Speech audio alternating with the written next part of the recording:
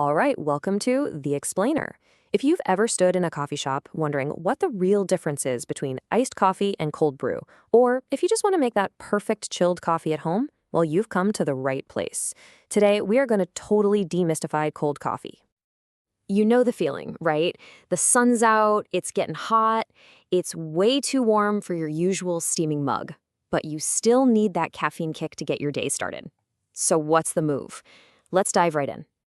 Okay, first up, let's talk about the most straightforward method there is, iced coffee. The whole idea here is super simple. You take hot coffee and you cool it down, fast. Yeah, this is all about instant gratification. If you need a cold coffee and you need it now, this is your method. The best part? You don't need any special gear, just whatever you already use to make your hot coffee. It's all about speed and convenience. So, the two most popular ways to do this both start from the exact same place, a double shot of espresso. The only real difference is what you add next. For an iced Americano, you're going to add cold water. Craving something creamier? That's an iced latte, where you'll use milk. It's really that easy. And just look at how simple this is. Step 1, brew your espresso. Step 2, pour it over a glass that's packed with ice. And finally, top it off with some cold water. Boom, you're done. We're talking less than 3 minutes, and you've got a crisp, refreshing coffee all ready to go. All right, so that was the fast way. Now let's switch gears completely. We're going to trade the intensity of heat for the magic of time. This is cold brew, and trust me, it's a completely different coffee experience. So the whole idea here is, instead of blasting your coffee grounds with hot water for a quick extraction, you're going to steep them in cold water for a long time. Because that process is so slow and gentle, it pulls out fewer of those bitter, acidic compounds. And that's why the result is famously smooth and way less bitter. So this is the fundamental shift right here. We're literally taking heat out of the equation and replacing it with time. A lot of it.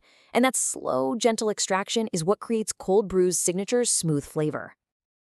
Okay, let's talk numbers for a sec. A really common starting point for cold brew is this 1:12 ratio. So that's 1 part coffee to 12 parts water. And yeah, that probably sounds pretty strong, and it is. That's the whole point. You're creating a rich concentrate on purpose, one that you'll dilute later with water, milk, or ice. You know, the process itself is basically a game of patience. You start with what's called a bloom. That's just wetting the grounds a bit to release some gases. Then you add the rest of your water, give it a stir, and just let it hang out in the fridge for up to 24 hours. Honestly, the waiting is the hardest part.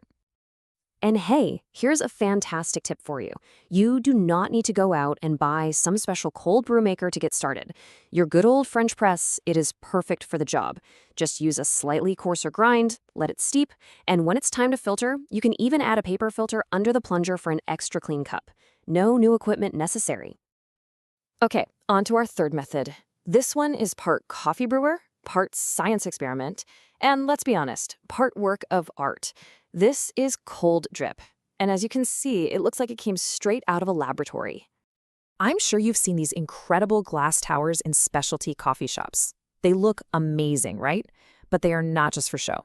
They work by slowly, methodically dripping ice-cold water through coffee grounds, 1 drop at a time over several hours.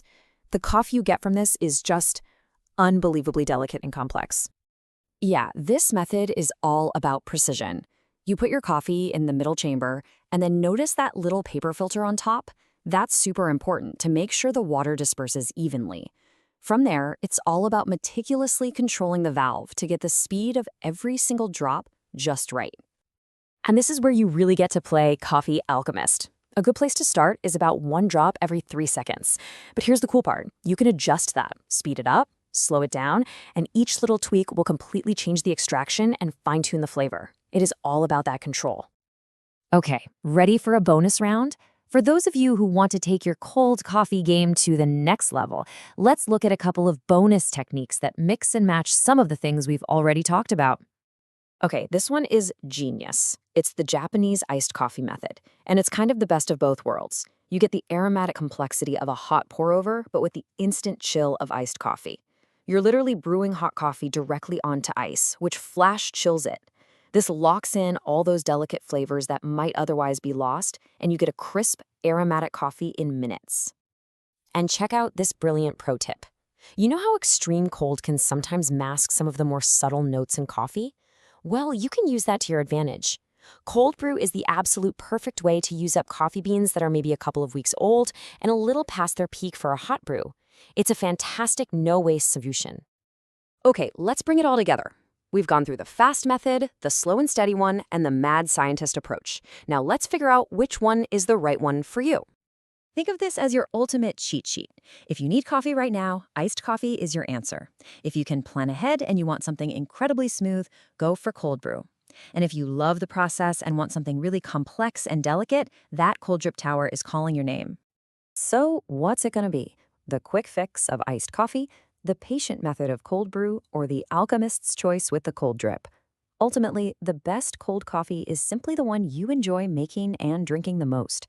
The only real question left is, which one are you going to try first?